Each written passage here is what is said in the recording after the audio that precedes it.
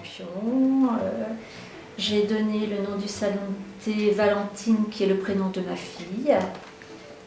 Je suis bientôt en retraite, puisque je vais avoir 60 ans, et que ça fait 16 ans maintenant que je suis à Saint-Germain. Mais écoutez, comme un lieu unique en son genre, puisque quand je l'ai créé, j'ai essayé de faire un décor que personne ne pouvait avoir dans Saint-Germain.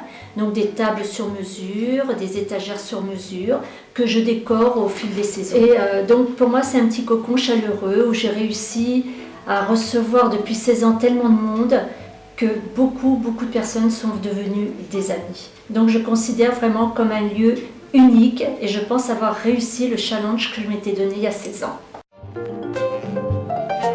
Et bien depuis 16 ans, le crumble. Donc le crumble à la base sucrée, qui s'est décliné il y a 3 ans en crumble salé.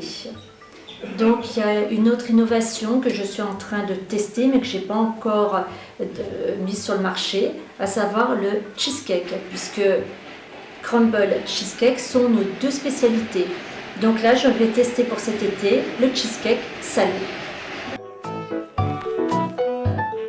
Ça s'est fait tout naturellement et j'ai réussi en fait la passion que j'avais dans mes entrailles depuis toujours. Ça s'est fait naturellement. Pourquoi Saint-Germain?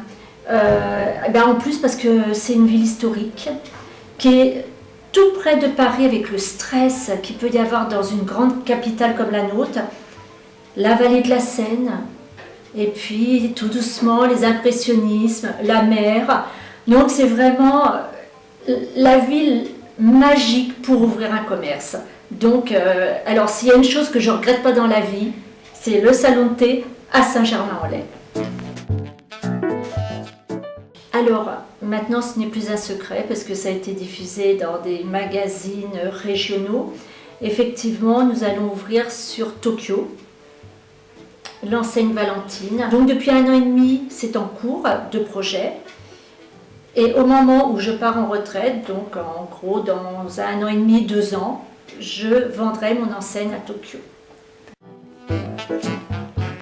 En fait, il y a une dizaine d'années, je fais connaissance d'un couple de personnes très âgées dont la dame était malentendante. Et 85-90 ans. Mon petit, vous pouvez me préparer un thé? J'ai envie d'un thé très légèrement parfumé, pas trop, juste comme il faut, donc c'est chez vous que je viens. Très bien, messieurs, dames, je leur prépare un thé russe. Madame, oh, qu'est-ce qu'il est bon ce thé!